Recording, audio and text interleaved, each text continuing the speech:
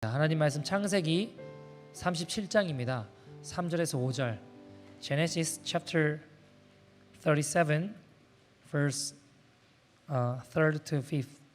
3절에서 5절. 창세기 37장 3절에서 5절까지 말씀입니다. 구약성경 57페이지에 있습니다. 구약성경 57페이지 창세기 37장 3절에서 5절입니다.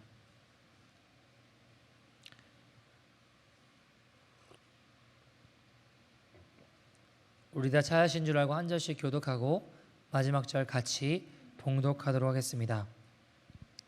요셉은 노년에 얻은 아들이므로 이스라엘의 여러 아들들보다 그를 더 사랑함으로 그를 위하여 채색옷을 지었더니 그의 형들이 아버지가 형들보다 그를 더 사랑함을 보고 그를 미워하여 그에게 편안하게 말할 수 없었더라. 같이 읽겠습니다. 요셉이 꿈을 꾸고 자기 형들에게 말하며 그들이 그를 더욱 미워하였더라. 아멘. 하나님의 말씀입니다.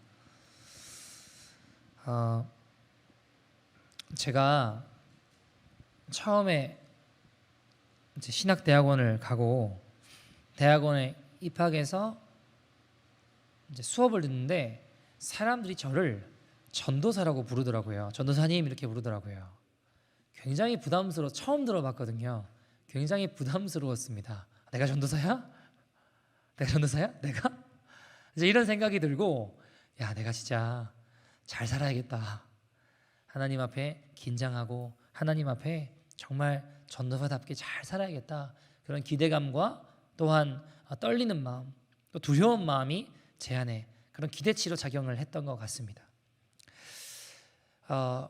제가 이제 마가다락방에서 사역을 하면서도 사람들이 저를 전도사님 부르더라고요. 그럴 때마다 어쩔 줄 몰라 했어요. 처음에. 여러분, 제가 목사 한 수 받았을 때는 어땠을까요? 동일하지 않았겠습니까?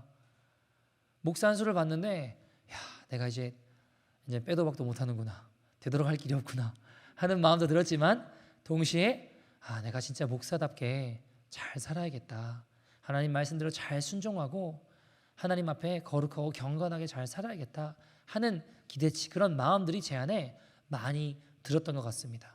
그래서 목사님 이렇게 불려질 때마다, 전도사님 이렇게 불려질 때마다 그런 거룩한 부담감이 제 안에 있었습니다. 근데 여러분, 자꾸 불려지다 보면 어떤 생각이 들까요? 익숙해지는 거예요. 그냥 그러려니 하게 되더라고요. 어느 날 보니까요, 제가 목사님 해도 내가 이런 마음이 드는 게 아니라 당연하게 받아들이더라고요. 익숙해지더라고요. 그렇게 하나님 말씀대로 거룩하게 살아야겠다는 기대치마저 상실한 채 당연히 여기며 내가 목사구나 하고 살고 있더라고요. 그걸 보면 제가 깨닫게 된 게 있습니다. 뭘까요? 무엇이라고 불리는 어떤 외적인 기대가 결국 나를 변화시키는 것은 아니구나. 여러분, 우린 인생에 어떤 스티뮬레이트 받는 어떤 자극들을 찾게 되죠. 근데 여러분, 우리가 거룩한 어떤 또 그런 자극들, 이런 게 없으면 우리 삶은 어떻게 될까요? 정확하게 우리 원래 살던 모습으로, 제자리로 돌아오더라는 겁니다. 여러분, 우리는요, 인생을 살면서 하나님 어떤 거룩한 은혜, 임재, 역사하심, 어떤 그런 새로운 자극들, 새로운 어떤 것들을 기대하며 살아가지만 그런 삶은 여러분 쉽지 않습니다. 어려워요. 매번 그렇게 더 큰 자극들을 이루며 살아가는 사람은 잘 없습니다. 외적인 기대와 자극으로 우리 삶이 부풀어져도 여러분, 그것은 결국 제자리로 스물스물 돌아가더라는 것입니다. 여러분, 제가 보니까요, 어떤 그런 놀라운 체험과 기적들, 은혜들을 계속 기대하면서 걸어가면 그 사람의 삶은 결국 이상한 데로 끌려가더라고요. 제가 이제 선교에 조금 관심이 있어서 몇 나라를 이제 사람들을 데리고도 가보고 어쨌든 단기 선교를 몇 번 가본 적이 있어요. 근데 특히 청년들 중에 어떤 친구들이 있냐면 가는 데마다 거기를 하나님 자기를 부른대요. 중국에 갔다 오면 중국이 자기를 부른대요. 터키에 갔다 오면 터키가 자기를 부른다라는 거예요. 하나님이 자기를 중국으로 불러주셨다고, 이 핍박받는 현장 가운데 내가 복음을 전하며 살아야겠다고 터키가 떠오면 하나님 자꾸 터키를 부른대요. 가는 데마다 자기를 부른다는 거예요. 근데 제가 어떤 생각이 드냐면 그렇게 핍박받는 현장으로 그러면 그 친구의 삶을 이끌고 가려면 더 극적인 곳으로 그럼 계속 가야 될까요? 여러분 제가 그 친구를 보면서 깨닫게 된 게 있어요. 그 친구가 자기가 선교사로 뭐 터키로 가야 된다, 중국으로 가야 된다 하지만 정작 그 친구가 삶의 현실로 돌아왔을 때 정말 선교사답게 살아갈까요? 현실에 적응도 못하더라고요. 많이 봤습니다, 여러분. 그러면서 뭐라고 할까요? 역시 자기는 선교 체질이라는 거예요. 그럼 말도 안 되는 소리를 하고 있어요. 여러분 여기서 새는 바가지는요 나가서도 새요. 안에서 새면 밖에 나가서 새기 마련입니다. 여기서 선교사답게 살아가는 사람이 나가보다 선교사로 잘 살더라고요. 그 친구를 보면서 결국 자기 모습으로 돌아가서 삶의 현실에 살아가는 모습을 제가 보면서 어떤 선교지에 갔기 때문에 어떤 외적인 기대가 그 사람을 변화시키는 게 아니더라는 겁니다. 여러분 오늘 본문에 보면 야곱이 요셉을 얼마나 사랑하는지 요셉에게만 뭐를 입혀요? 채색옷을 입힙니다. 여러분 3절 보시면 이렇게 이야기하죠. 3절 같이 읽어볼까요? 시작. 요셉은 노년에 얻은 아들이므로 이스라엘이 여러 아들들보다 그를 더 사랑함으로 그를 위하여 채색옷을 지었더니. 아멘. 여러분 채색옷이라고 하는 건 당시 귀족들이 입던 옷입니다. 가나안 땅에서 구할 수 있는 옷이 아니에요. 흔한 옷이 아닙니다. 그런 옷을 누가 입었다고요? 요셉이 입게 되었습니다. 당시 아무나 입을 수 있는 옷이 아니었다라는 겁니다. 마치 우리로 따지면 어떤 좋은 명품 옷 같은 거 있잖아요. 제가 잘 몰라서 이런 거 예를 잘 못 들겠는데 나이키, 아디다스 그러면 이거 이상하게 생각할 거고 뭐가 있을까요? 뭐 구찌라든가 그것도 아닌가요? 어쨌든 여러분 잘 몰라요 제가. 그러니까 이 세상에 흔히 구할 수 없는 몇 안 되는 많지 않은 그런 되게 좋은 유명한 그런 옷이라고 칩시다. 여러분 그런 옷을 입게 되었다라는 거예요. 기분이 좋겠죠. 그 옷을 가지게 되었습니다. 여러분 사람들이 많이 착각하는 게 뭔지 아세요? 내가 명품 옷을 입으면 명품 인생이 된다라고 믿어요. 내가 어떤 좋은 명품을 소유하면 나는 그에 걸맞는 사람이라고 착각한다고요. 내가 명품 같은 인생이 된다고 그래서 더 많이 가지려고 애쓰고 더 소유하려고 더 누려보려고 혈안이 되어 있습니다. 그러나 여러분 외적인 기대와 만족은 일시적입니다. 그것이 주는 기쁨은 잠시예요. 우리를 결단코 충족시킬 수 없습니다. 여러분 성경에 보시면 온 천하를 얻고도 제 목숨을 잃으면 무슨 소용이 있냐라고 했어요. 성경은요 우리의 목숨이 온 천하를 얻는 것보다 더 귀하다고 이야기합니다. 다르게 표현해 보면 온 천하를 얻는다고 해도 만족을 못하는 게 사람의 목숨이고 사람의 인생이라는 거예요. 그러니까 온 천하를 얻어도 사람은 만족함이 있어요 없어요? 없는 게 인생이라는 거예요. 없는 게 사람이라는 겁니다. 여러분 제가 어릴 때 저희 부모님이 공장에 싱크대 공장을 하셨거든요. 집이 그 공장 제일 안쪽에 이 단칸방에서 우리가 네 식구가 같이 살았어요. 근데 거기 살다가 이제 후에 아파트라는 곳으로 이사를 오게 되었습니다. 처음으로 제 방이라는 게 생겼어요. 엘리베이터라는 것도 태어나서 처음 타봤어요. 너무 재밌더라고요. 엘리베이터 타는 게. 하루 종일 엘리베이터 타고 놀았어요. 동생이랑 17층 눌렀다가 뭐 7층 눌렀다가 그것만 있어도 하루 종일 놀겠더라고요. 너무 좋더라고요. 재밌더라고요. 여러분 제 방에 생긴 기쁨이 있었습니다. 얼마나 갔을까요? 제가 지금도 그것 때문에 막 기뻐하고 있을까요? 지금도 그것 때문에 막 좋아하고 있을까요? 그럼 저 병원 가야 됩니다, 여러분. 그죠? 여러분 어떤 성도님 새로운 집을 사서 들어갔는데 너무 좋더래요. 설레고 기쁘더래요. 한 달 가더랍니다. 한 달. 즉 외적인 기대가 주는 변화는 일시적이에요. 외적인 기대치가 결국 나의 삶을 그렇게 바꾸지 못합니다, 여러분. 요셉이 아무나 입을 수 없는 채색옷을 입었지만 그런 귀한 옷을 입을 만한 행동을 하던가요? 오늘 보면 앞서 2절에 보시면 어떤 내용이 나오나요? 본 앞에 2절 보시면 어떤 일을 하죠? 계속 요셉이 뭐예요? 야곱한테 형들 잘못된 걸 자꾸 꼰지르는 거예요. 미움을 사요. 그죠? 5절 보시면 어때요? 오늘 본 마지막에 보면 부모 형제들에게 자기한테 저라는 꿈을 꿨어요. 그걸 분위기 파악 못하고 아무 때나 막 이야기를 해가지고 형들로부터 미움을 삽니다. 그죠? 나 이런 옷 입는 사람이야 라고 하는 외적인 기대가 그에 걸맞는 진정한 변화를 일으키지 못하더라는 겁니다. 자, 여러분, 이스라엘 백성들 한번 생각해 봅시다. 여러분, 홍해가 눈앞에서 갈라졌어요. 그리고 수많은 우리를 쫓아오고 죽이려고 하던 애국 군대들이 그 물에 우리는 건넜는데 그 물에 애국 군대는 수장되어 죽었습니다. 그 놀라운 외적인 역사가 나타날 때 하나님 안 믿을 사람 누가 있겠냐고요. 다 믿지 않겠습니까? 여러분, 만나와 메추라기가 맨날 굶을 수밖에 없는 광야를 돌 때 만나와 메추라기가 매일매일 눈만 뜨고 자고만 일어나면 눈만 뜨면 하나님이 허락해 주셨어요. 주님 안 믿을 사람 있을까요? 없을까요? 없어요. 다 믿어요, 여러분. 자, 여러분, 어디로 가야 될지 몰라요. 근데 불기둥이 밤에 나타나요. 낮에는 구름기둥이 나타납니다. 너무 목이 말라요. 광야에서 바위를 쳐서 깨트렸는데 거기서 물이 나와요. 누가 하나님 없다고 말할 수 있는 사람 누가 있겠습니까? 그런 이적과 역사들, 능력들 가운데 주님 부인할 사람 누가 있겠냐고요. 그러나 그들의 믿음은 불기둥, 구름기둥 앞에서 확인되는 것이 아니라 홍해가 갈라질 때 확인되는 것이 아니라 언제 확인돼요? 길을 잃었을 때, 물이 없을 때, 먹을 것이 사라졌을 때, 적군에게 포위됐을 때 그들이 정말 무엇을 믿고 무엇을 의지하고 살았는지가 정확하게 드러나게 되어 있습니다. 여러분, 가나안 땅 앞에 선 그들의 모습을 한번 보십시오.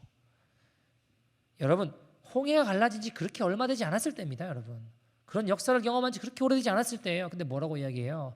우린 다 죽었다 이거예요. 그들 앞에 우린 메뚜기다 이거예요. 그들은 거인이고 우리는 거기 들어갔다 다 죽을 거라는 겁니다. 우리 끝났다라는 겁니다. 여러분, 이렇게 믿음이 요구되는 상황에서 그들은 하나님과 모세에게 배신의 칼날을 들었습니다. 여러분, 하나님의 역사와 은혜로 뜨겁게 출애굽했지만 광야에서 그들의 모습이 폭로되었습니다. 그들의 불신과 패역, 우상숭배와 하나님을 경외하지 않음이 그 광야에서 다 드러나는 거예요. 여러분, 진짜 믿음은 어디서 드러날까요? 광야에서 드러나요. 내가 무엇을 믿는지, 무엇을 신뢰하는지, 무엇을 정말 따라가는지 광야에서 다 폭로되는 것입니다. 광야에서 믿음이 없음이 밝혀지고 불신 가운데 살았던 것이죠.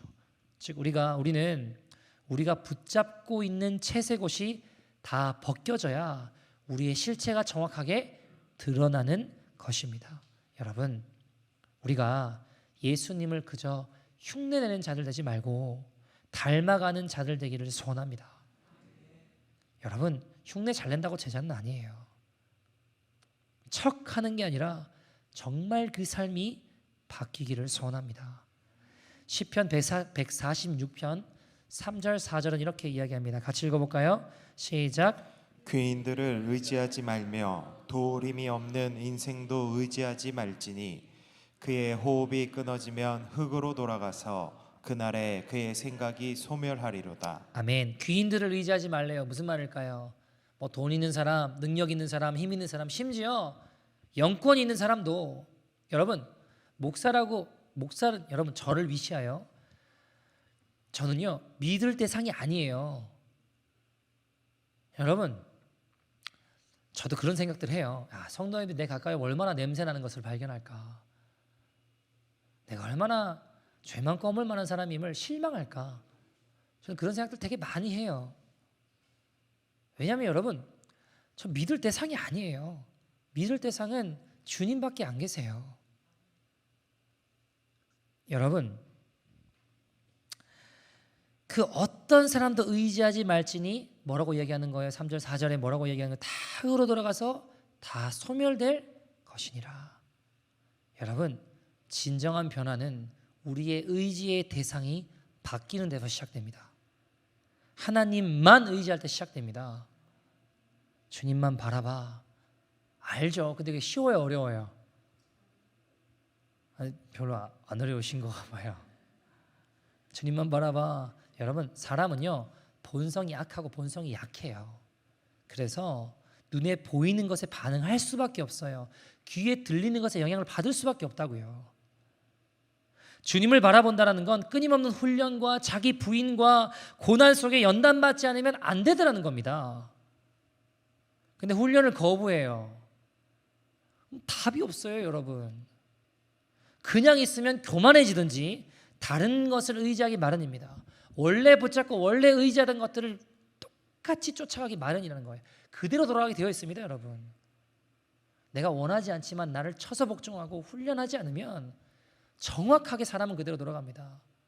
여러분, 제가 처음 이제 교회를 개척하고 교회 장소를 찾고 준비할 때 제가 사역이란 걸 처음 할 때보다 동일하게 지금까지 외쳐오던 것 중에 하나가 뭐냐면 예수님이면 충분합니다라는 거예요. 우리 인생의 그 모든 것을 다 잃어버린다고, 다 빼앗기고 모든 것을 다 파괴되고 없어진다고 해도 예수님이면 충분하다. 그 고백할 수 있는 사람이 진짜 믿음의 사람이다. 이제 그런 이야기들을 늘 외쳐왔어요. 근데 제가 개척을 하고 교회 장소를 찾으면서 예배를 드리고 뭐 이렇게 하고 있는데 몇 사람 없지만 사람들이 떠나고 혼자 예배 드릴 때가 있었어요. 혼자 예배 드린다고 딱 서서 준비한 찬양을 하고 이제 기도를 하고 설교를 하는데 점점 제가 힘이 스르르륵 빠지는 거예요. 처음에 힘차게 찬양을 시작했는데 하다 보니까 찬양이 점점 아무도 없으니까 힘이 빠지더라고요. 설교를 하는데 막 힘차게 설교를 해야 되는데 점점 힘이 빠지는 제 모습을 봤어요.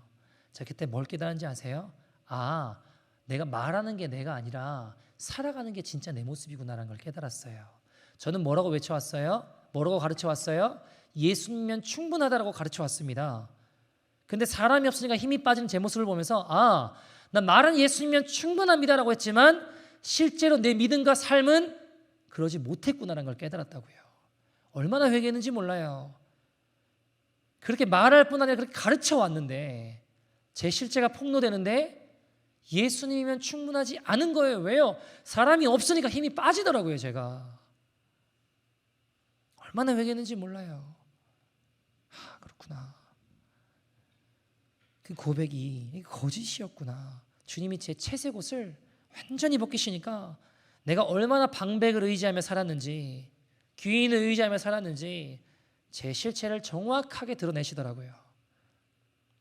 여러분, 내가 믿음이 있다고 했지만 얼마나 순도가 낮은 믿음이었는지를 보게 하셔서 내가 진정 무엇을 의지하는지를 보게 해주십니다. 왜요? 진짜 변화되기 위해서요. 여러분, 우리의 믿음을 눈에 보이는 기적과 상황에 두지 마십시오. 내가 그토록 의지하던 그것이 여러분 사라지는 순간 우리가 정말 무엇을 의지했는지가 다 드러난다는 겁니다. 시편 146편 5절 말씀, 그 다음에 5절 이렇게 이야기하죠. 같이 읽어볼까요? 시작. 야곱의 하나님을 자기의 도움으로 삼으며 여호와 자기 하나님에게 자기의 소망을 두는 자는 복이 있도다. 아멘. 야곱의 하나님을 자기의 도움으로 삼으며.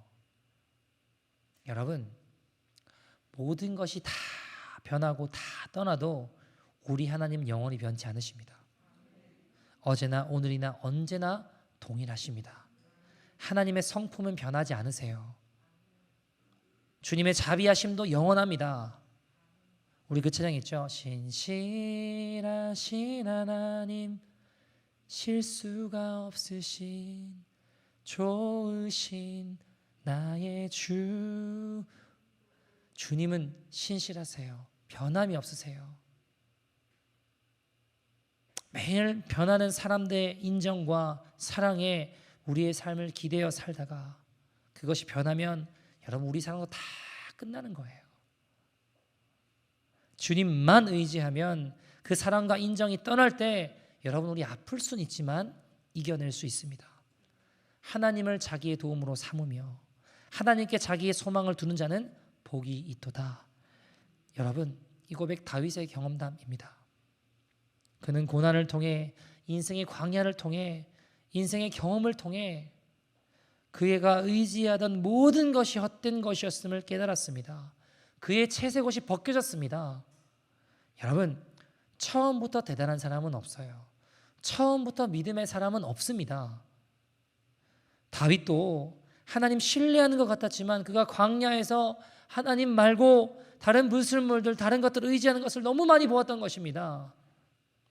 여러분, 다윗도 시편에 보면 항상 찬송만 있어요? 아니면 한탄과 눈물과 회개에 대한 고백도 있어요? 질문이 너무 어렵나요?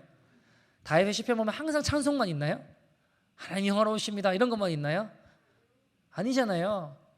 탄식하는 소리도 있고 눈물도 있고 회개의 고백들도 있습니다. 그 고백으로 만들어져 가는 겁니다. 여러분, 아무리 대단한 이야기를 들어도, 아무리 대단한 사람들을 만나도 의지의 대상이 바뀌지 않으면, 변하지 않으면 백날 천날 기적을 맛봐도 변화되지 않습니다. 다윗도 시편 보면 얼마나 탄식과 고통의 소리가 많아요. 나는 끝났어, 나는 죽을 것 같아, 그런 고통이야. 그러나 마지막은 어때요? 항상 주님을 찬양합니다. 주님을 바라보리로다. 내 영혼아 어찌하여 낭망하느냐?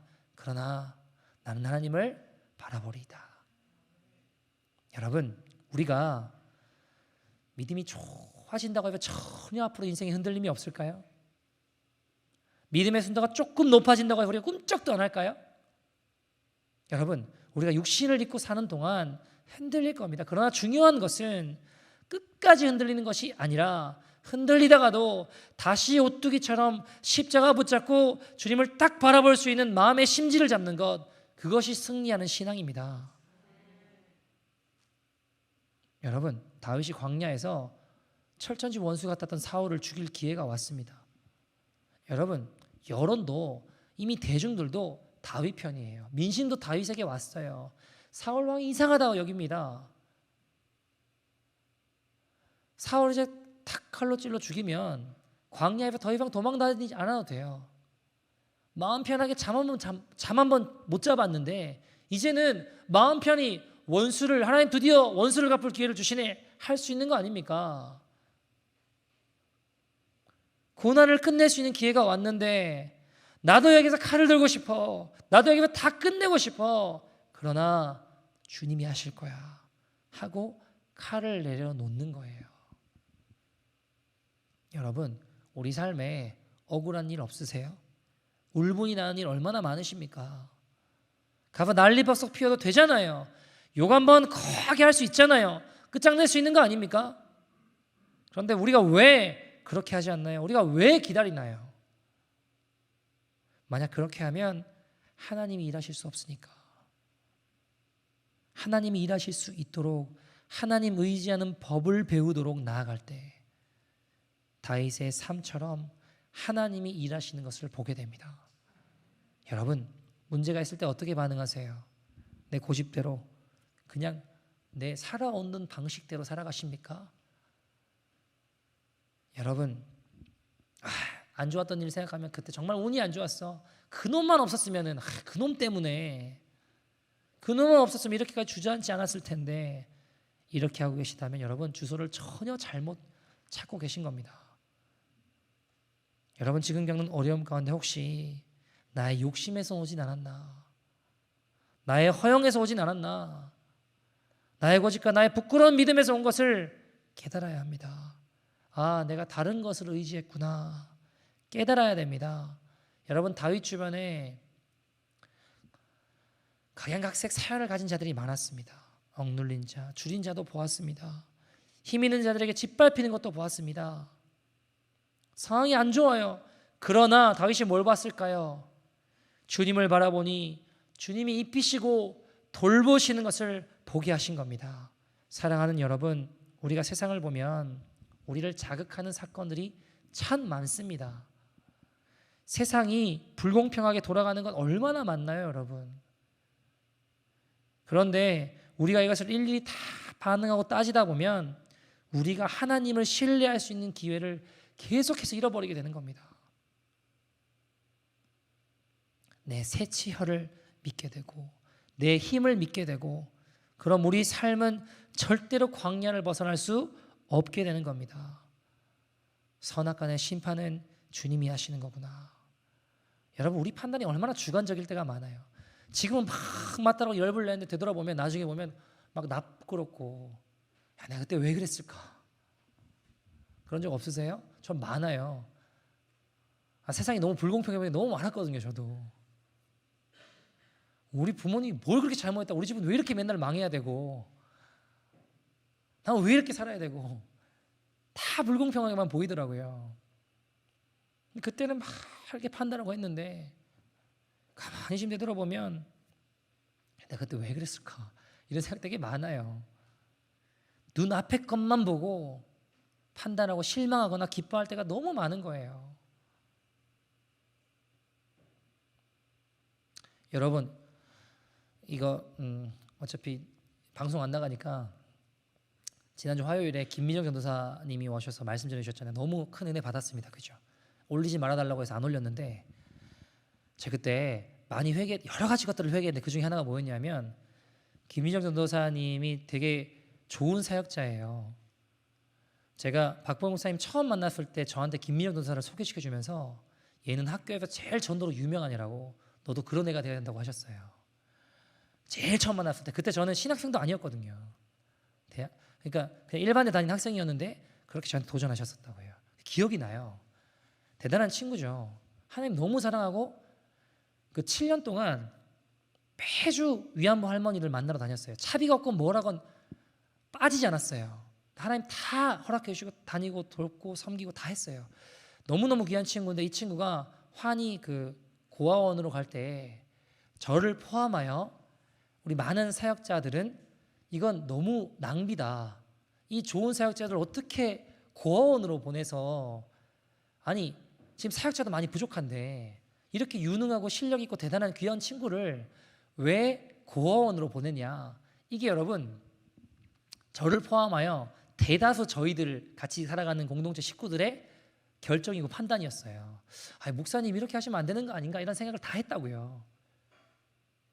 왜냐하면 1, 2년이 아니에요. 많은 시간을 거기서 보내야 되는데 언제 올지도 몰라요.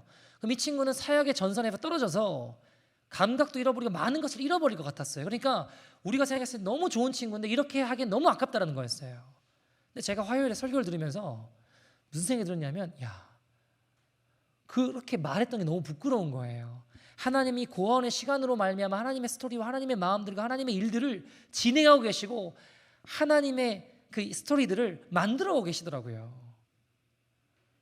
그때 당장 일어났던 일을 보고 이건 아니라고 막 이야기하고 다녔는데 너무 부끄러운 거예요. 보니까 더 깊어지고 더 하나님이 강력하게 함께 하신 사람이 되어 왔더라고요.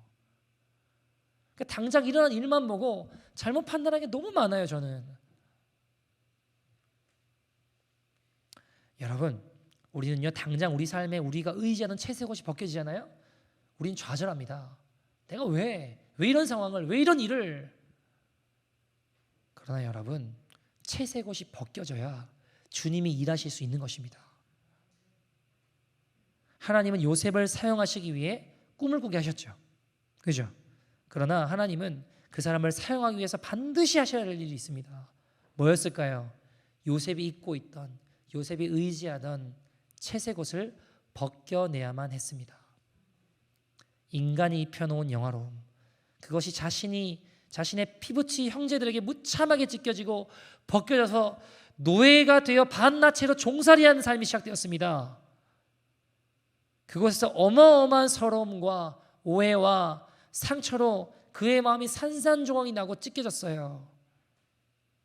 충분히 포기하고 싶었을 겁니다.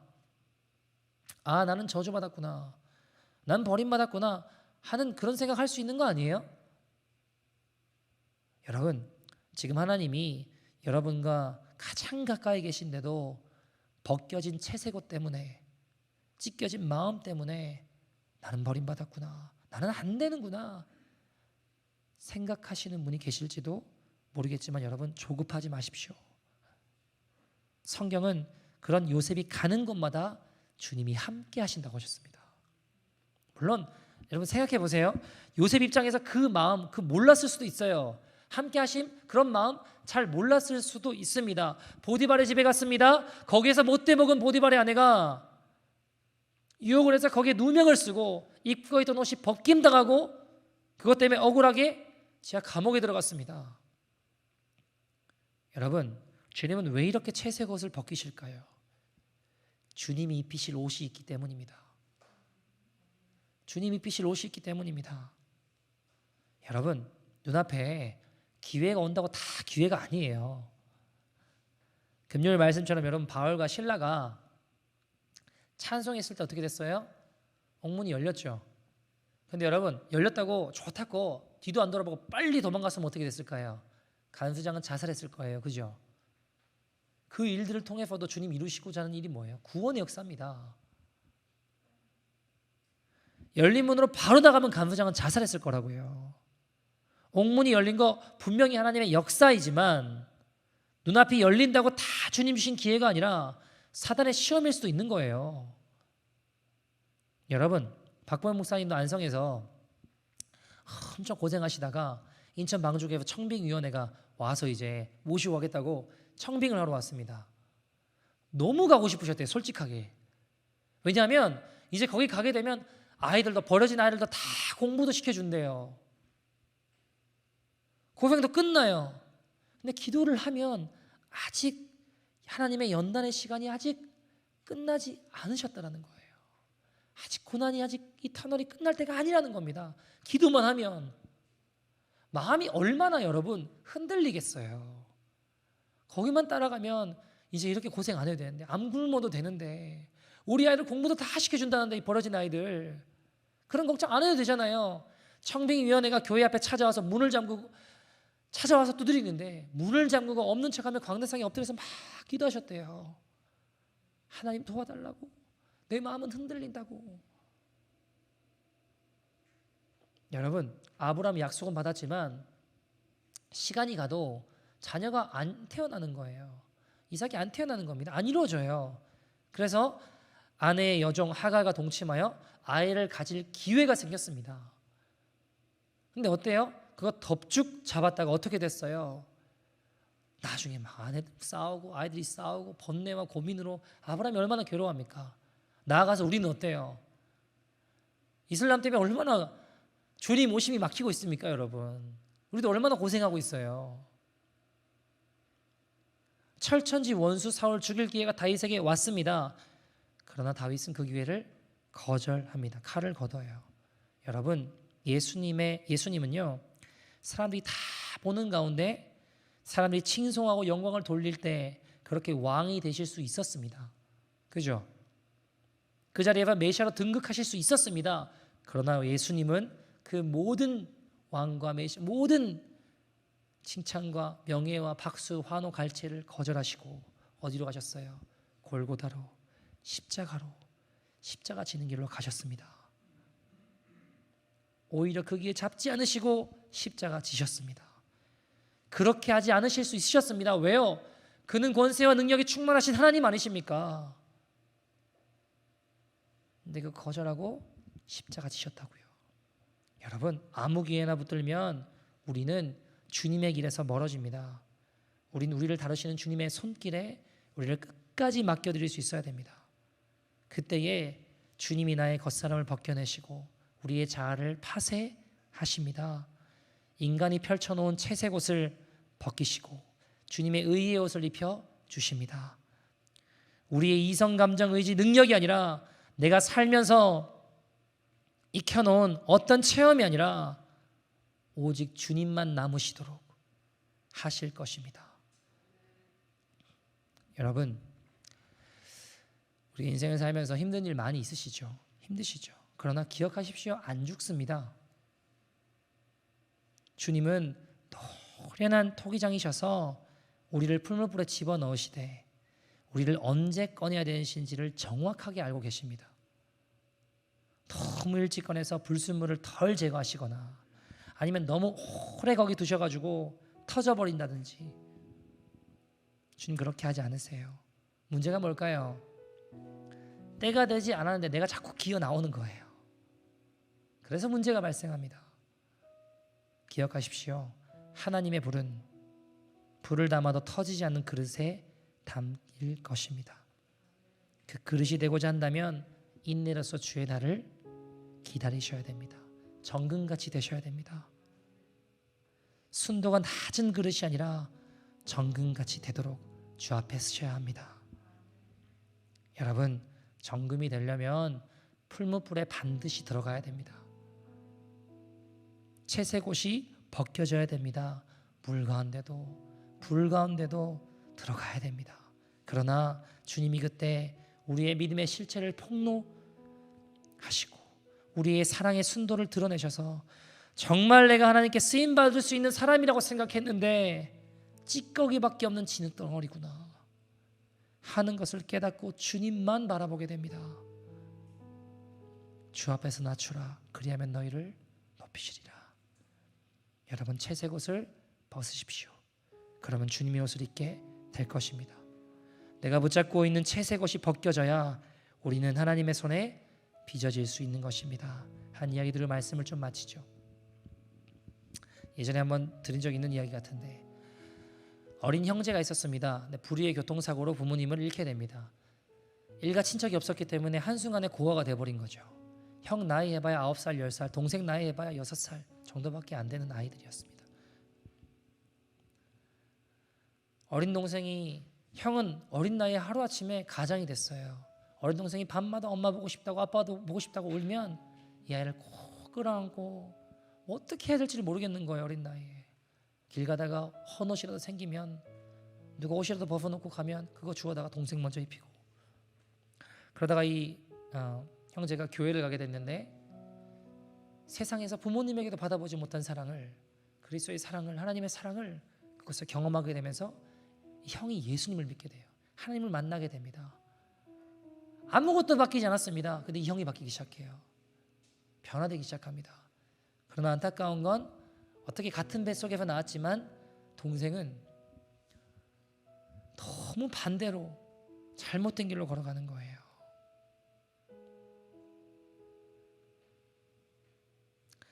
점점 예수님 닮아가는 형과 나의 동생은 점점 반항하고 삐뚤어지는 거예요. 하나님이 살아계신다고? 그럼 하루아침에 우리를 이렇게 고아 만드실 수 있냐고. 어떻게 하나님이 계시냐고. 그렇게 사랑해서 우리를 이렇게 가난하게 만드냐고.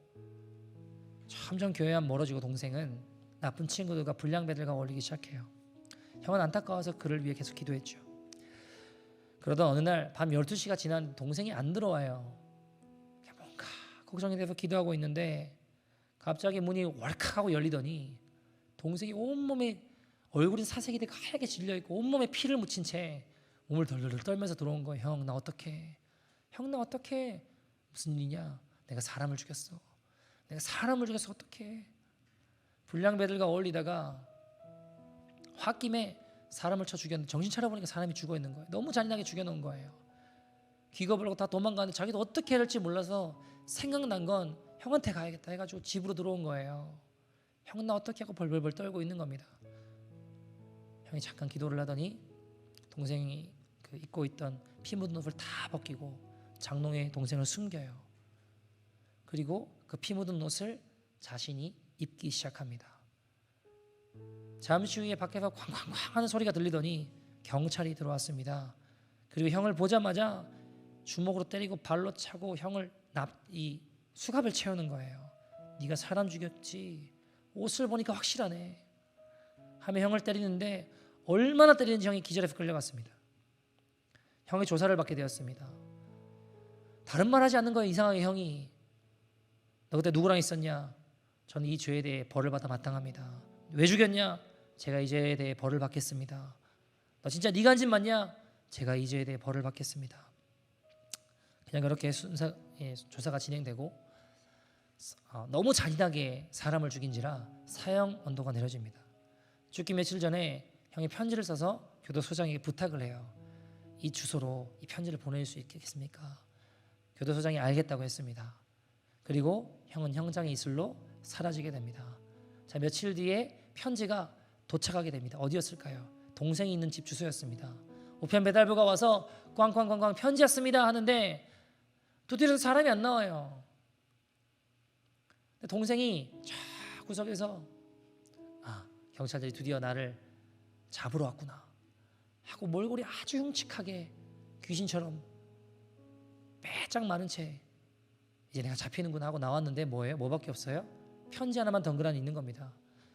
필체를 보니 누구 필체예요? 형의 필체입니다. 불이 나게 뜯어가지고 편지를 보는데 편지의 첫 문구는 이렇게 되어 있습니다. 사랑하는 동생에게, 사랑하는 동생아, 나는 너의 죄의 옷을 입고 너 대신 죽는다. 나는 네 죄의 옷을 입고 너 대신 죽는다. 나는 네 죄의 옷을 입고 너 대신 죽는다. 처음에 동생이 무슨 말인지 이해가 안 되는데 자꾸 읽다 보니까 무슨 말인지 알겠는 거예요. 안 돼. 형이 왜 죽어 나 때문에. 그리고 불이 나게 막 경찰서로 달려가요. 그래서 편지를 붙잡고 우리 형 어디 있냐고, 서장할 만한 우리 형 어디 있냐고, 사람은 내가 죽였다고, 우리 형이 왜 죽냐고 하는데 교도소장도 당황스러운 거예요. 이미 형이 집행됐으니까. 동생을 발길질하면서 내보내면서 이미 끝났다고, 이미 심판은 끝났다고, 그만 여기서 나가라고, 당장 꺼지라고. 형은 동생이 쫓겨난 채 어깨가 축 처져 집으로 돌아와. 형, 그제 알겠는 거야. 나 형 없는 인생은 아무것도 아니구나. 곁에 있을 땐 몰랐는데 나 형 떠나서 살 수 없구나. 형 이제 나 어떻게 해야 돼? 문득 형이 믿었던 하나님이 생각이 나는 거예요. 그리고 형은 천국에 갔을 것 같은 거예요. 기도를 어떻게 하는지 모르지만 무릎을 꿇고 하나님께 기도했습니다. 하나님, 저는 지옥 가도 마땅한 놈입니다. 전 더러운 인생입니다. 손에 피 묻힌 죄 많은 인생입니다. 나쁜 짓밖에 하지 않은 인생입니다. 그러나 저 천국에 갈 자격 없다는 거 압니다. 그러나 저 형이 너무 보고 싶습니다. 형을 너무 만나고 싶습니다. 형을 좀 만나게 해주십시오. 그러고 일어났는데 형이 유품을 보니까요, 낡은 옷 몇 벌이 전문 거예요. 왜요? 평생 동생을 위해만 살아온 겁니다. 근데 문득 형이 보낸 편지가 생각이 나서 편지를 다시 꺼내보니까 그 밑에 다른 내용이 적혀 있었습니다. 이제부터 넌 나의 옷을 입고 나처럼 살아다오. 이제부터 넌 나의 옷을 입고 나처럼 살아다오. 이제부터 넌 나의 옷을 입고 나처럼 살아다오. 여러분, 형은 동생을 대신해서 죽었습니다. 형의 죽음은 동생의 죽음이었습니다. 그날 아침 자고 일어나 동생은 자신의 모든 물건을 마당에다 다 던져놓고 다 불태워버립니다. 자신의 흔적, 자신의 입었던 옷, 자신의 물건 다 모아놓고 불태워요. 그리고 낡아 빠진 형의 옷을 입고 살기 시작합니다. 그리고 형처럼 형이 앉았던 늘 그 자리로 가서 예배드리고 찬송을 하고 하나님을 예배하며 또 작업장에 가서 또 같이 그 형이 했던 일들을 하며 살아가는 거예요. 사람들이 놀랍니다. 얼굴은 분명히 동생인데 왜 형같이? 형같이? 그렇게 이 친구가 그렇게 예배하다가 하나님을 만나게 돼요. 내가 얼마나 죽일 죄인인가 깨닫게 되고, 내가 구원받을 수 있는 유일한 길은 십자가, 나의 모든 죄를 대신 짊어지신 예수님 앞에 나오는 거구나. 그걸 깨닫고 예수를 믿고 정말 그 인생이 바뀌게 되고 달라지게 돼요. 여러분, 시간이 흘러 전에 같이 어울리던 불량배들이 찾아옵니다. 야, 너 명의 참 즐기구나. 그 정도 있으면 됐다. 이제 우리랑 같이 가자. 그리고 그의 옷소매를 붙잡고, 동생의 옷소매를 붙잡고 당기는데 동생이 그 손을 쳐내며 이렇게 이야기합니다. 이 옷의 주인은 그렇게 살지 않았어. 이 옷의 주인은 그렇게 살지 않았어. 이 옷의 주인은 그런 말하며 그렇게 살지 않았어. 그리고 그것을 뿌리치고 계속해서 예수님 닮은 삶을 살게 되었다고 합니다. 로마서 13장 14절 이렇게 이야기합니다. 오직 예수 그리스도로 옷 입고 정욕을 위하여 육신의 일을 도모하지 말라. 여러분, 예수님으로 옷 입고 정욕을 위하여 육신의 일을 도모하지 말라고 하셨습니다. 형처럼 예수님이 우리의 죄의 옷을 입고 우리 대신 죽으신 거예요. 모든 고통은 예수님이 담당하신 것입니다. 이제 우리는 형의 옷을 입고 살아간 동생처럼 죄의 옷을 버리고 내 고집과 내 살아오는 방식과 내가 의지하는 채색 옷을 버리고 예수님의 옷을 입고 예수님처럼 살아가고 변화되는 저와 여러분 되기를 소원합니다. 여러분, 우리 인생을 살면서 때로는 난 왜 이렇게 변화되지 않을까, 나는 이렇게 해도 안 될까 하는 실망감이 들기도 하시죠. 마음이 무너지고 흔들리기도 하시죠.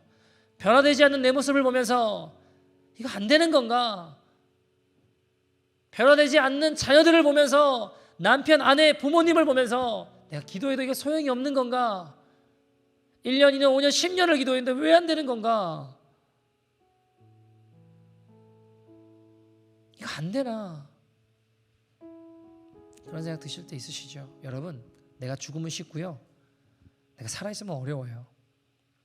가족들을 보면서 뭔가 좀 변화되는 것 같아요. 야, 이제 뭔가 좀 되나. 그러다가 엎어질 때 어때요? 좀 뭔가 변화되는 것 같았는데 다시 엎어지면 어때요? 이거 안 되는가 보다, 포기하자. 저 인간은 주님도 어쩔 수 없는가 보다. 여러분, 근데요, 포기는 내가 하는 거지 주님은 안 하세요. 그러나 그때 포기하지 않고 우리의 생각, 우리의 고집, 우리가 의지하던 채색 옷을 벗어 던지고 더욱 주의 일에 힘쓸 때 그것이 헛된 것이 아니라 종국에는 주님이 일하시는 통로가 될 것입니다. 고린도전서 15장 58절 이렇게 이야기하죠. 그러므로 사랑하는 내 형제들아, 견실하며 흔들리지 말고 항상 주의 일에 더욱 힘쓰는 자들이 되라. 이는 너희 수고가 주 안에서 헛되지 않은 줄 알미라. 오히려 더욱 주의 일에 힘쓰는 자들이 될 때 주님의 영광을 보여주실 것입니다. 같이 한번 기도했으면 좋겠습니다. 여러분, 주님이 애굽으로 끌고 가시면 끌려가십시오. 채색 옷을 벗기시면 다 벗으십시오. 감옥에 집어넣으면 들어가십시오. 거기서 주님이 입혀주실 옷이 있으십니다. 거기서 하나님이 우리의 이름을 불러주실 것입니다. 여러분, 우리의 가장 큰 우상 중에 하나는 안정적인 삶을 포기하지 않으려는 습성이 있습니다.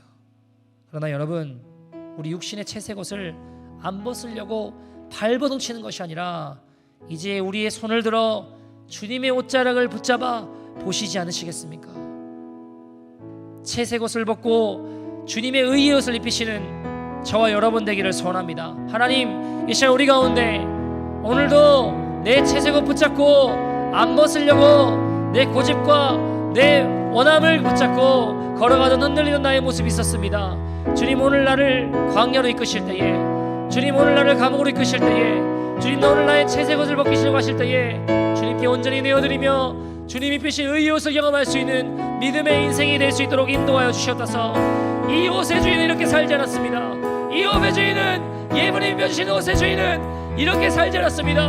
그 은혜의 길을 걸어가는 믿음의 인생이 되게 하여 주시옵소서. 다같이 주의 이름 부르고 통성으로 기도하겠습니다. 주여.